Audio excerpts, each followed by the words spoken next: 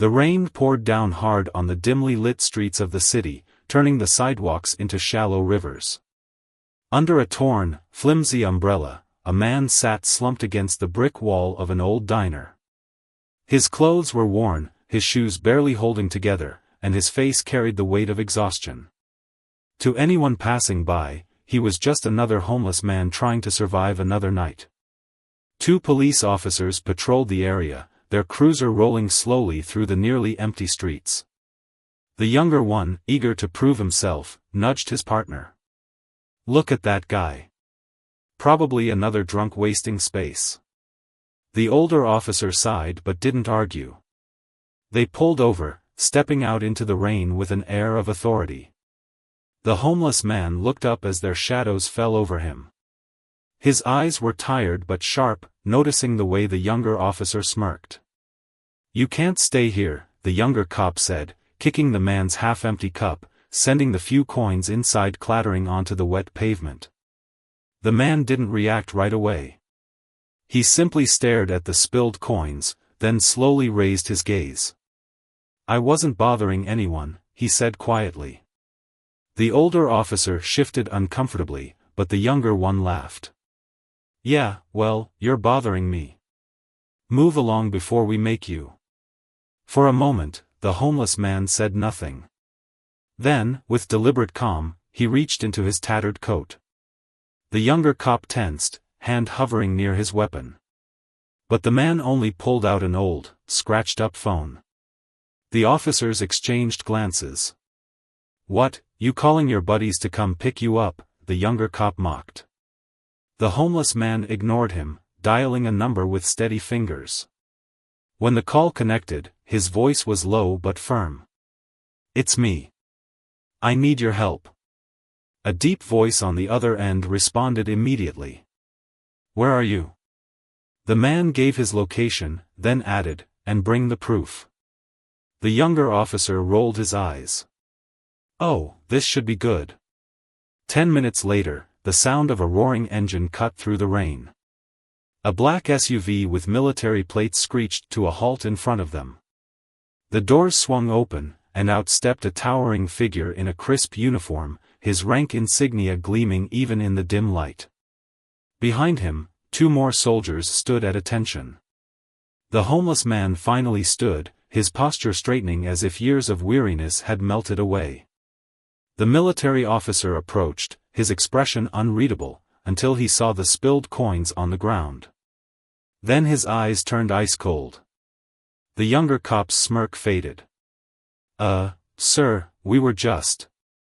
The military officer cut him off with a single raised hand. Then he turned to the homeless man. "You good?" The man nodded. "Now I am." The older police officer swallowed hard. "Look, there's been a misunderstanding." The military man reached into his coat and pulled out a folded document. "This man," he said, his voice like steel, "is a decorated veteran. He served 2 tours overseas. And this?" He pointed to the spilled coins. "This is how you treat him." The younger cop paled. The older one stammered, "We didn't know." "You didn't ask," the homeless man said quietly. Silence fell, broken only by the sound of rain. The military officer turned to his soldiers. "Get his things." Then, to the cops, "You too? You're coming with us." The younger officer looked like he wanted to argue, but one glance at the soldiers' hardened faces shut him up. As the homeless man was helped into the SUV, the reality of the situation settled over the street. Tonight, 2 cops had made a terrible mistake. And their regret was only just beginning.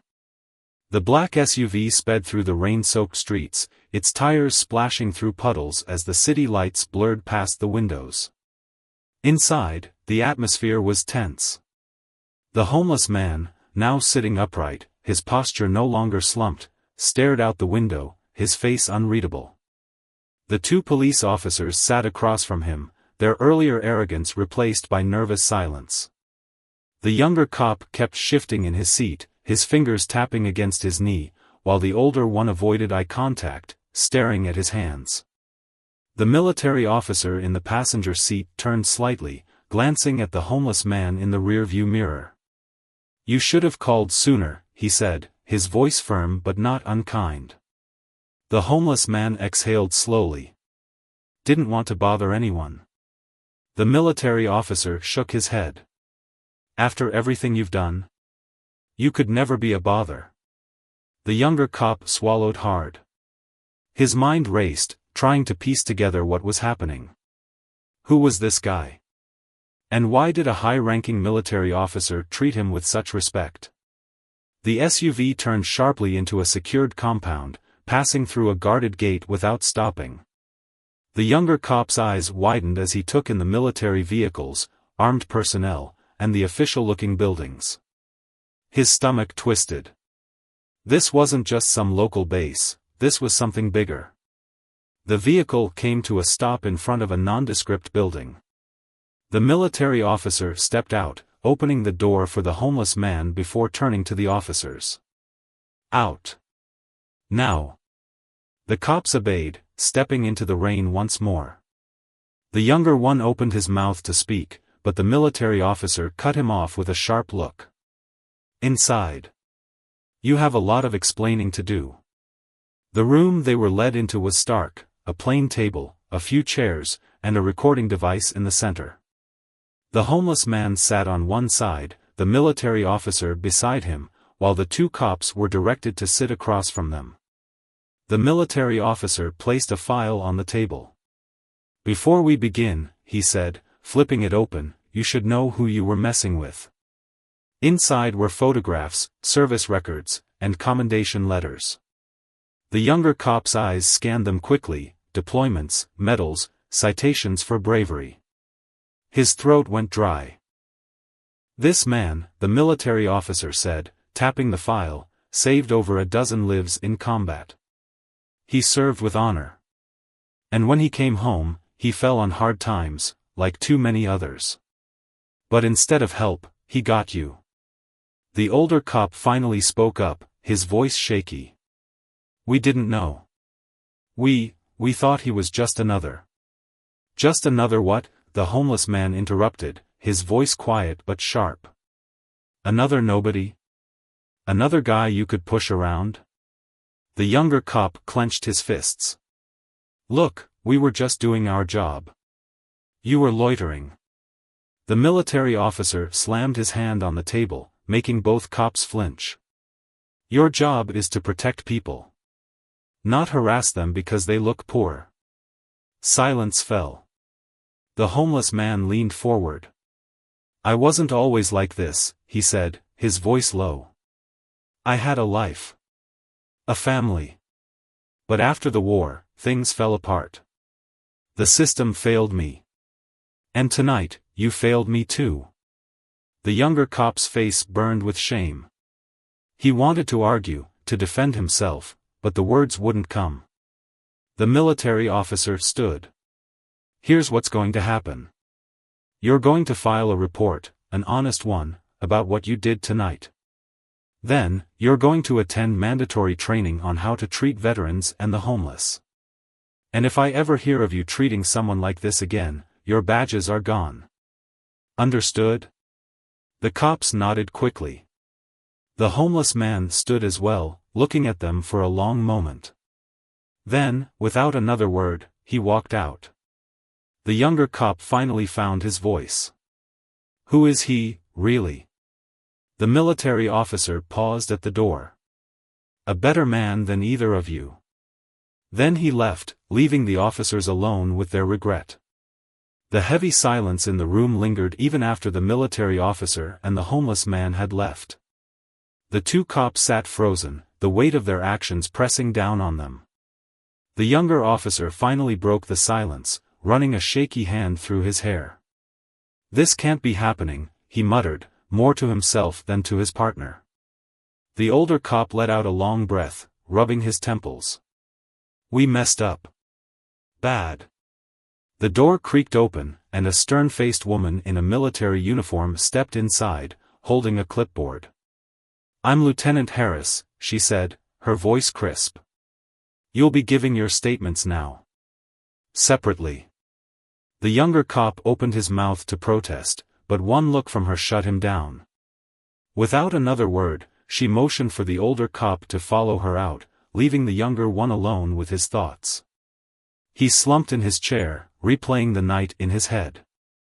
The way he'd kicked the cup. The smug tone he'd used. The homeless man's calm reaction, like he'd expected nothing better. The realization hit him like a punch to the gut. He had seen this before. Not just from cops, but from everyone. The dismissive glances, the muttered insults, the way people crossed the street to avoid him. A bitter taste filled his mouth. He had joined the force to help people. When had that changed? Meanwhile, in another room, the older cop sat across from Lieutenant Harris, his fingers tapping nervously on the table. She studied him for a moment before speaking. Start from the beginning. He hesitated, then let out a sigh. We were on patrol. Saw him sitting there, thought he was just another drunk. My partner, he got aggressive. I should have stopped him. Harris didn't react, just kept writing. And the veteran? Did he resist? 'Cause any trouble? The cop shook his head. No. He was calm the whole time. Even when we. He trailed off, shame creeping into his voice. Even when we treated him like dirt. Harris set down her pen, fixing him with a hard stare. That man served this country. Lost friends. Came home broken. And instead of help, he got you. The cop swallowed hard. I know. She leaned forward. Do you? Because if you did, you wouldn't have let it happen. He had no answer to that. Back in the first room, the younger cop jumped as the door opened again. This time, it wasn't Harris, it was the homeless man. The cop stiffened, bracing for anger, for yelling, for something. But the man just sat across from him, his expression unreadable. For a long moment, neither spoke. Then the homeless man broke the silence. Why did you do it? The cop blinked. What? You saw me on the street and decided I wasn't worth respect. Why? The cop opened his mouth, then closed it. He wanted to say it was just the job, that he was tired, that he'd had a bad day, but none of those excuses felt right. Finally, he muttered, I don't know. The homeless man nodded, like he'd expected that answer. You ever been helpless before? The cop frowned. What?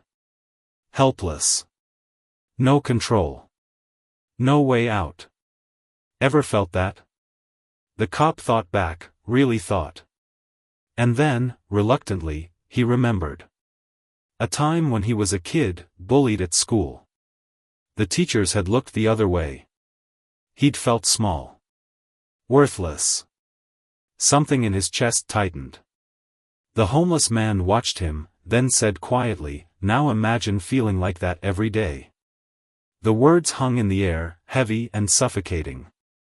The cop looked away, his throat tight. Before either could say more, the door opened again. The military officer stepped in, glancing between them.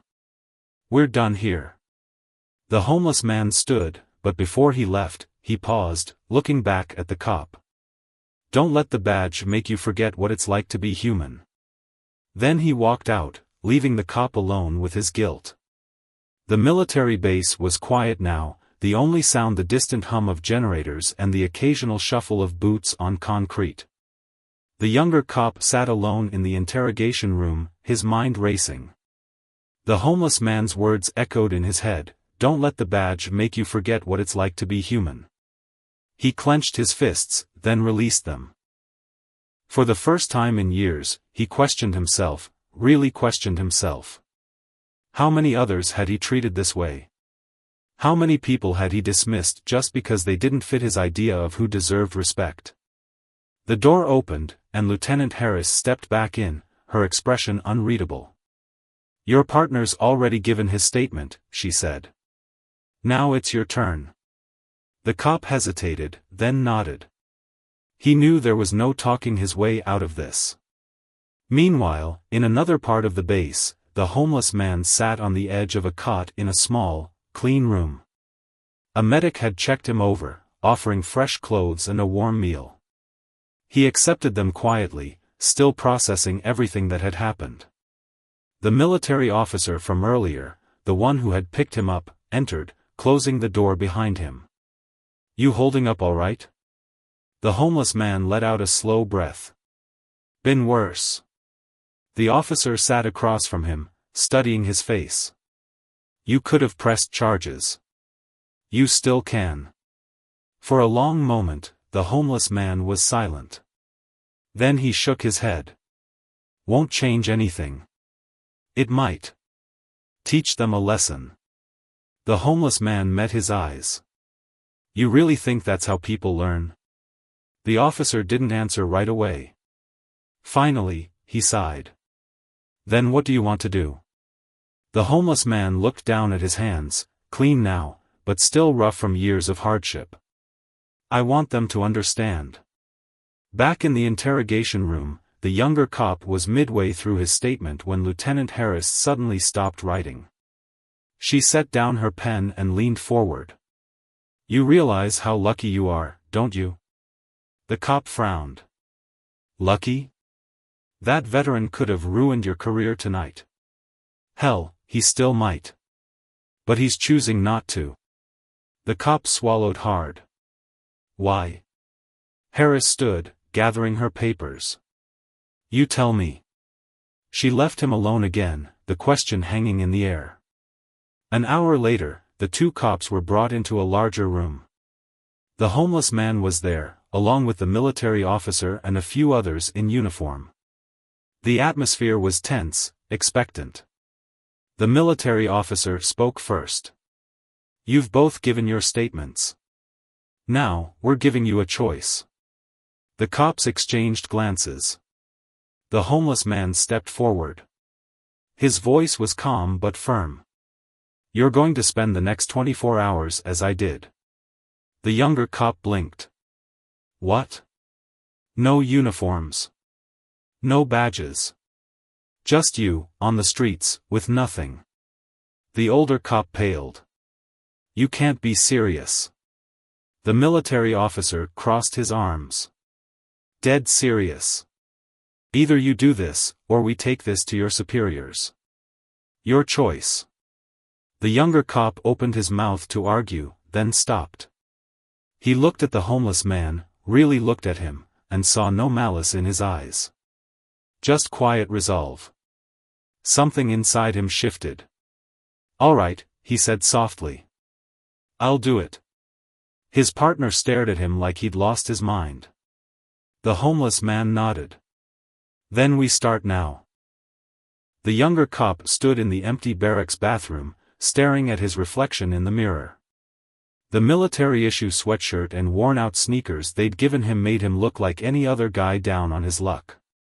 No badge. No gun. No radio. Just a disposable phone with a single number programmed in, for emergencies only, the lieutenant had said. He splashed water on his face, trying to steady his breathing. It's just one night, he told himself. But the gnawing dread in his gut said otherwise. A knock at the door. His partner's voice, tense, "They're waiting." Outside, the homeless man and the military officer stood near an unmarked van. The sky had cleared, but the air was still damp, the city lights reflecting off wet pavement. The older cop glared as they approached. "This is ridiculous. We didn't break any laws." The homeless man didn't react. Just held out two folded bills, a 20 and a 5. "Bus fare," he said. "Or food. Your choice." The younger cop took the money silently. His partner scoffed. "That's it? You're dumping us in the middle of nowhere with $20. The military officer opened the van door. "You'll be dropped at different locations. Rules are simple, no using your badges, no calling favors. You stay out until tomorrow night." His gaze hardened. And you survive. His drop point was a dimly lit block near the old train yard. The van drove off, leaving him alone. For the first hour, he just walked, hands in pockets. This isn't so bad, he thought. Then the hunger hit. He stopped at a convenience store, eyeing the hot dogs rolling under the heat lamp. The clerk took one look at his clothes and tensed, hand drifting toward a panic button. The cop opened his mouth to say I'm an officer, then froze. No. I can't. He bought a granola bar instead. By midnight, he'd been moved along by security twice, once from a laundromat where he tried to rest, once from a bus shelter. His feet ached. The cold seeped into his bones. Then came the worst part, the invisibility. People hurried past without glancing at him. A woman clutched her purse tighter when he asked for directions. He'd done the same thing 100 times, assumed danger because of how someone looked. Now he was that someone. They dropped him near the riverfront, where the bars let out at 2 a.m. Drunks shoved past him, laughing. One bumped him hard, sending him stumbling. "Watch it, bum," the guy sneered. The cop's face burned. A week ago, he'd have flashed his badge, maybe even cuffed the guy for disorderly conduct.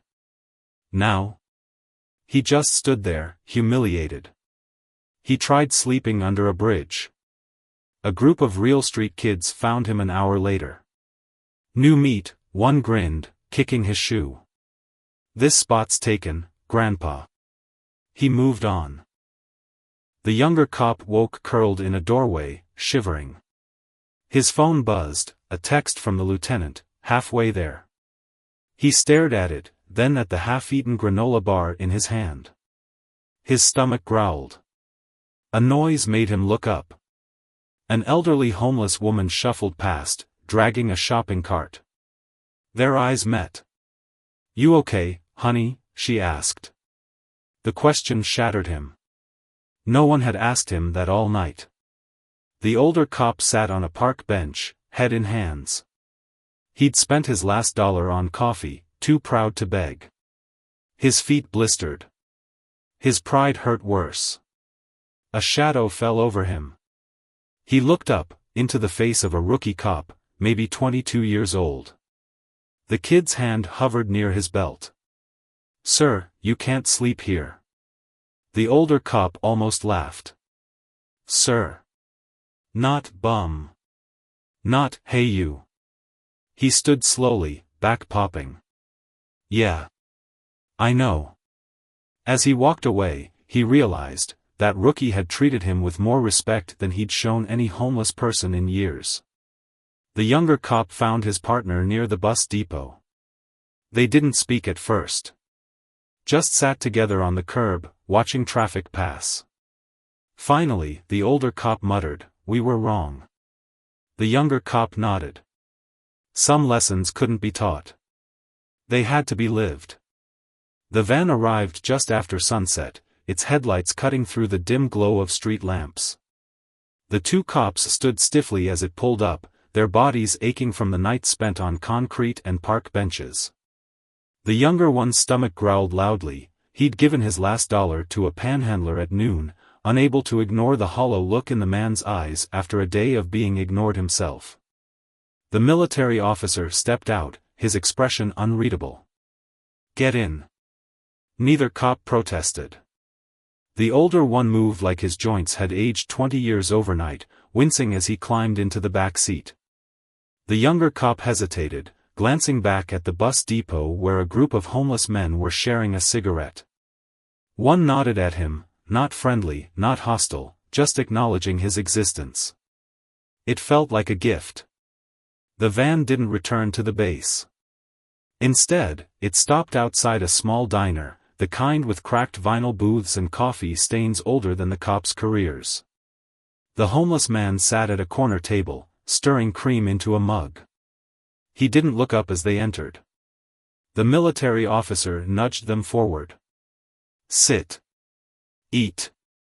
Plates waited, meatloaf, mashed potatoes, green beans swimming in butter. The older cop stared at the food like it might bite him. The younger one picked up his fork, then set it down. "Why are you doing this?" The homeless man finally met his eyes. "Because hungry people can't think straight." They ate in silence. The older cop devoured his meal like he'd forgotten the taste of hot food. The younger one chewed slowly, watching the homeless man push his own plate away half-finished. "You're not eating," the cop said. The homeless man shrugged. "Got used to skipping meals." The words landed like a punch. Afterwards, the military officer slid a folded piece of paper across the table. "Your incident reports. Read them." The younger cop unfolded his first. Subject appeared intoxicated, unconfirmed. Aggressively demanded subject move along. Disposed of subject's personal property, cup with approximate $3.50 in change. Subject complied without resistance. His own words, the ones he'd rattled off 100 times after street stops, looked different on paper. Colder. Crueler. His partner's report was worse. Subject matched description of robbery suspect, unverified. Detained for questioning. Released when witness failed to ID. The older cop's hands shook. "I never." "You did," the homeless man said quietly. "Just last Tuesday. His name was Ray.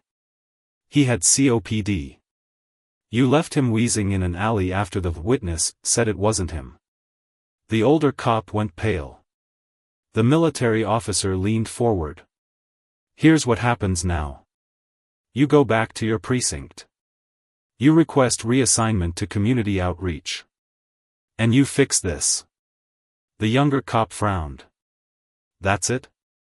No suspension? No IA investigation?" "You want one?" the homeless man asked. The cops exchanged glances. The older one cleared his throat. "No, sir." The honorific slipped out unintentionally, but no one corrected him. The homeless man stood, dropping a $20 bill on the table. "Keep the change." It was the exact amount they'd been given the night before. Outside, the younger cop hesitated before getting back in the van. "That report, how'd you know about Ray?" The homeless man buttoned his coat against the wind. "I know a lot of Rays." The cop swallowed hard. "I'm sorry." For the first time, the homeless man's expression softened. "I know." The military officer started the engine. 24 hours ago, you thought you were the good guys. Now you know better." He put the van in gear. "Don't waste it." The van ride back to the precinct was silent. The younger cop pressed his forehead against the cool window, watching the city blur past, the same streets he'd patrolled for years, now unfamiliar from this angle. The older cop sat rigid, staring at his hands like they belonged to someone else. When the vehicle stopped behind the police station, the military officer didn't turn around. Just said, "Your uniforms are in the locker. Your shift starts in 20. For a moment, neither moved. Then the older cop reached for the door handle. "Wait," the younger cop said suddenly. He turned to the homeless man. "What happens to you now?" A pause. The homeless man studied him, then shrugged. "Same as before. I survive." The words hung in the air, heavier than any accusation. The younger cop stood outside a shelter downtown, holding a cardboard box of donated blankets. His new assignment, community liaison. No more patrol car, no more flashing lights, just a clipboard and a list of names. Inside, the director, a tired-eyed woman named Gina, nodded toward a folding table. "Sort the hygiene kits first. Then wheel." She stopped.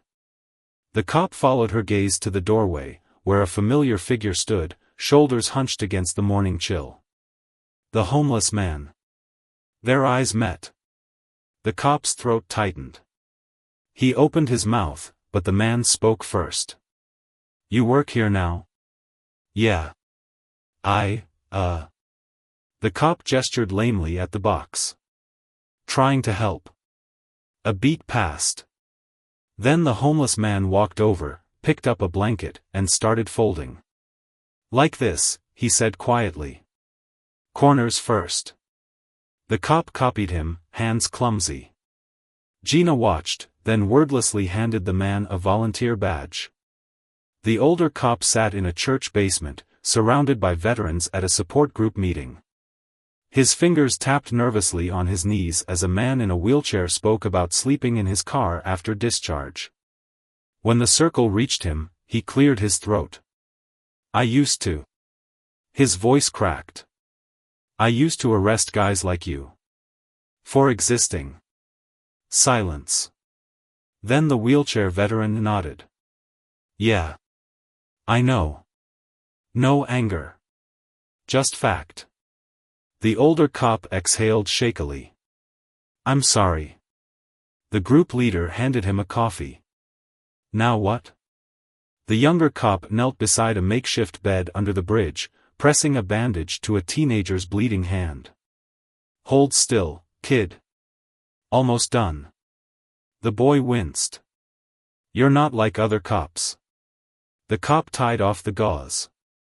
"Some of us are trying to be." Nearby, the homeless man, no, not homeless anymore, the cop corrected himself, passed out sandwiches from a backpack. He'd gotten a job at the shelter, then an apartment through a veterans program. Still quiet, still wary, but he met the cop's eyes now without flinching. As they packed up to leave, the cop hesitated. "You ever think about, pressing charges? For that night?" The man zipped his bag slowly. "Would it fix anything?"